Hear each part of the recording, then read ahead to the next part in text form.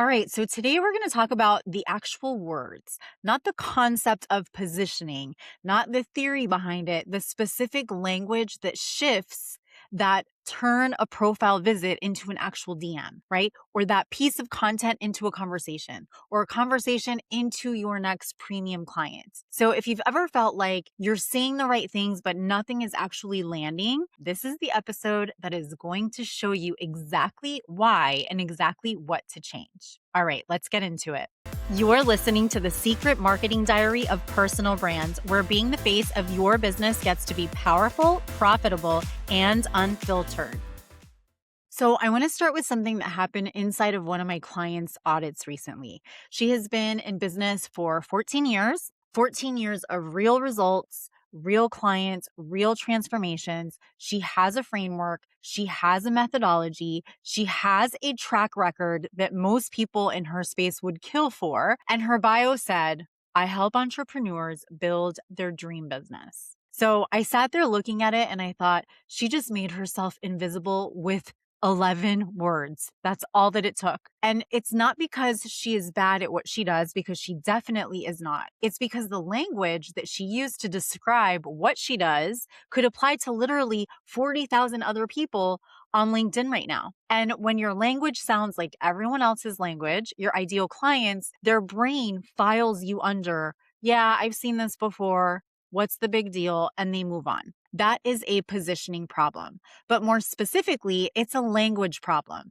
And that is what we're going to get into today. Because honestly, I'm so tired of hearing positioning advice that tells you to niche down, to get clear on your ideal client, or to define your unique value proposition. Yes, all of those things are really important. But what people typically don't tell you or don't help you with are the actual words to use. So today, that's exactly what I'm going to give you. The specific language shifts that make your positioning convert, okay? Real before and afters, real examples, real mechanics behind why those certain words work and others don't work. So let's get tactical for a minute, okay? So here's what most people don't understand about positioning. It's not a strategy document that's going to live in your Google Doc. It is not your mission statement. It is not something that you figure out once and then you file away and you never come back to it. Positioning lives in your language every single day. In your bio, in your content, in your DMs, in how you introduce yourself on podcasts, in the first line of your email, in the caption under your reel. Every single touch point is either reinforcing your positioning or it's diluting it. There is no in between.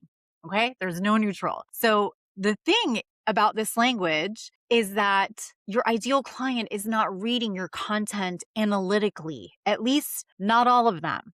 They are scanning through your content emotionally. They're asking one question, consciously or not, every single time they encounter you. Is this person talking about me? Not to me, but about me. Like, do they actually understand what is happening inside of my head right now? Do they see me? Do they get it? And the moment that that feels, even for a split second, that you have their attention, now you've created what I call inside of the visibility to profits ecosystem an ignition moment. That is the moment that someone goes from passive scroller to an active follower to a potential lead, prospect, and now a paying client or customer. And ignition moments are created entirely through your language. So let's talk about the specific shifts that create them. The first one is from category to category of one shift, okay? And the first and most important language shift is moving from describing what you do in category language to describing it in category of one language. So category language sounds a little bit like this. I help coaches grow through business online. I help entrepreneurs build their personal brand. I help service providers get more clients. These are not wrong. They are just invisible because they describe a category of service, and your ideal client's brain can't really differentiate you from the 40,000 other people saying almost, if not the same exact thing. So, category of one language is going to sound completely different. It names your specific mechanism, it names your specific client, and it names the specific transformation in language that your client actually uses to describe their own problem. Not the language that you use to describe it, it's the language that they use to describe it. So here's an example of this shift. Before, maybe you've said, I help established experts grow their online presence. Okay, that's category language.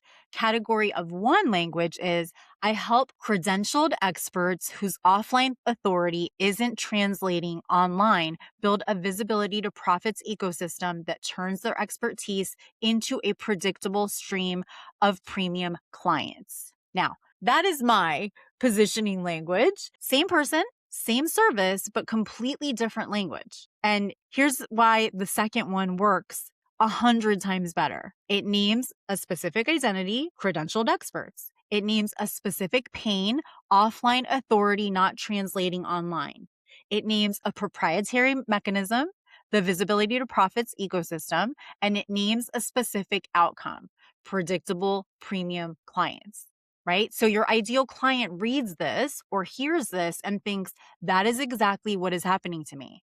How does she know that? That is ignition. And that is what you want in your positioning. So your homework to make this shift happen is write down how you currently describe what you do. Then I want you to ask yourself, does this language name a specific identity, a specific pain, a proprietary mechanism, and a specific outcome? Okay, so there's four elements. And that is your gap if you're missing any one of those. The second language shift is from features to an actual felt experience. This is where you go from describing what you offer to describing what it feels like to have the problem you solve. So most people are going to describe their services in feature language, right? 6 weeks of coaching, weekly calls, a customized strategy, access to my framework, and their ideal client reads that or hears that and they're thinking, okay, but so does everyone else, right? That's feature language, describing it in the container.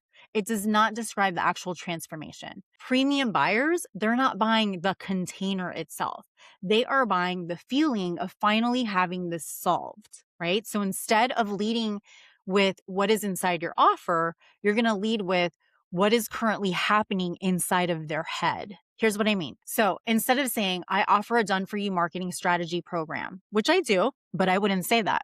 I say, if you have been posting consistently, investing in your visibility, and still feel like the wrong people are finding you or nobody finding you at all, that is not a content problem. That is a positioning and ecosystem problem. And that is exactly what we fix. Okay, so you see what happened there? I didn't describe the offer at all. I described the exact internal experience of the person who needs it. And the person who needs it and reads that or hears that, they're going to feel seen before they even know what it is that I'm selling or before I even, pitch them the price of what it is to invest in this. And that is what the in-demand content code is built around. Content that ignites attention, it influences belief, and it invites action. And the ignition part, that attraction part, always starts with language that reflects their internal monologue back at them. Okay, it's not my language. It's what people have said to me. So the shift here is you want to stop leading with what you offer and start leading with what they are experiencing right now in the moment. Then you're going to connect that experience to the transformation that you create. Then you introduce the mechanism.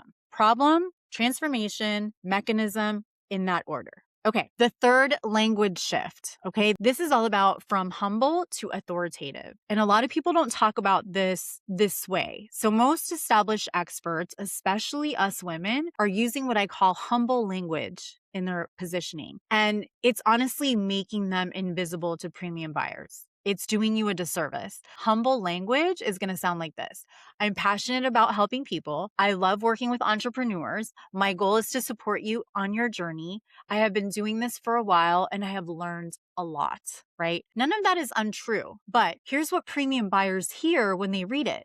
They hear uncertainty. They hear someone who is not quite sure that they have the right to claim authority, and premium buyers, the ones who are ready to have that right person help them, they're not going to hire people who sound uncertain about their own experience or expertise. They're going to hire people who sound like they have seen this problem 100 times and solved it every single time. So authoritative language is going to sound like this. After working with over X clients in X industry, I can tell you that the number one reason established experts are invisible online has nothing to do with their content strategy.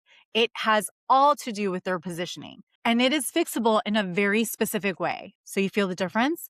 Same expertise, completely different energy. One invites the reader to decide if you are credible. The other assumes credibility and invites the reader to pay attention to you. So the language shift here is replacing that passion language with data language. Replace I love helping people with I have helped X people achieve X results. Replace I am passionate about with in my experience working with X type of client. And then replace I believe in with what I know to be true after X years is. Okay, so you want to lead with what you know, not with how you feel about knowing it. Okay, the fourth language shift. So this is going from general to very specific pain. And this is one that immediately changes how your content performs. Most people describe the problem that they solve in general terms. They say things like, I help you get more visible. I help you attract better clients. I help you build a sustainable business. That is general pain language.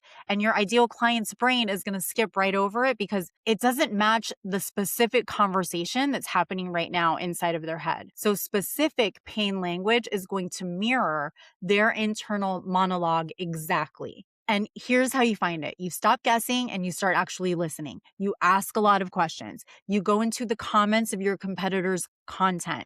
You read the questions people are asking inside of Facebook groups. Go to Reddit. You look at reviews. Book reviews are a really great place to do this over on Amazon. You want to pay attention to the exact phrases that your current clients use when they describe their problem before they have found you. That's why I love doing calls, and I still do them. Because when I get on calls, I can actually hear and use those exact phrases in my content. In fact, as an agency with our done for you clients where we create all of their content for them and all of the other things, if it's a coach or consultant, I will ask them for the transcripts to all of their calls with their prospects so that I can really analyze that language and use that same language in their content. And you can do the same thing. And now the really cool thing is with AI, dump all of those transcripts over to ChatGPT or Claude, whichever one you use, and ask it to analyze it and to pull that pain language that you can reuse for content. And it'll do a really amazing job for you. It will save you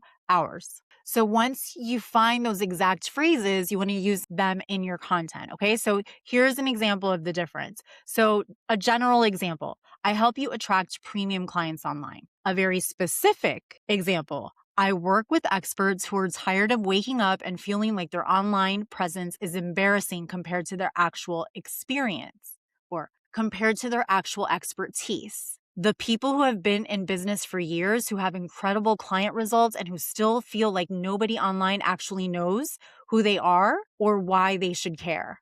The second one is not for everyone, right? So the very specific language that I just gave you, that's not for everyone. And that's exactly the point. The person that it's for is going to read it and they're going to feel like they've been following me forever when they hear that because they're literally living that pain. And that's what I want. I want to be able to detract people that are not for me and vice versa, right? I don't need to waste anyone's time, nor do they need to waste mine. But that is the language that creates conversation. And conversations, as we have talked about many times on this podcast so far, is where the sale actually happens. So let's put this all together, okay? I want to give you the full framework for applying all 4 of these shifts all at once. This is what I call inside of our work together, the authority positioning reset. And it's got 4 components. Your identity statement, who you specifically are for in their language, not yours. Your pain mirror, the specific internal experience of your ideal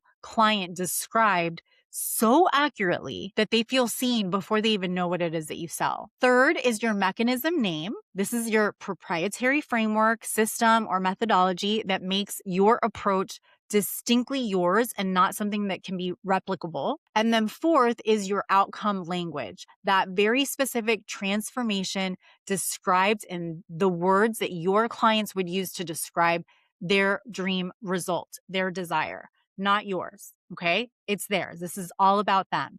And when all four of these are aligned and they're consistent across every touch point, your bio, your content, your DMs, your emails, your podcast intro, your networking intros, how you introduce yourself at other events, that is when positioning stops being a concept and it starts actually being a conversion machine for you. Now, I want to be straight about something.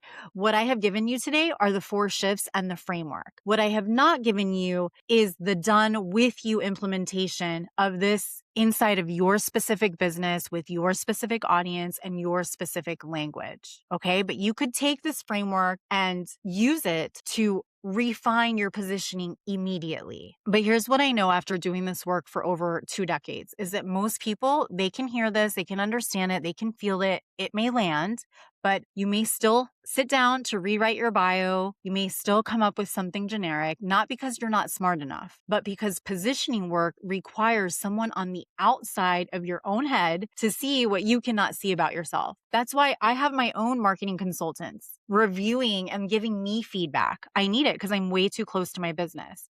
And that's exactly what we do inside of our mini audit process. So we look at everything, your profiles, your content, your messaging, your offers, and we show you exactly where the language is costing you and exactly what to change. So if you want that, drop me a note. You know where to find me all over the place. Facebook, Instagram, LinkedIn, doesn't matter. Just DM me with the word position and I'll know exactly what you're talking about and I'll get back to you personally. And I want to leave you with this. Your expertise is not the problem. Your results are not the problem. Your offer is probably not the problem.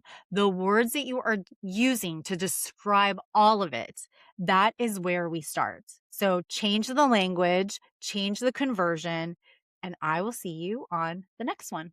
You're listening to the Secret Marketing Diary of Personal Brands, where being the face of your business gets to be powerful, profitable, and unfiltered.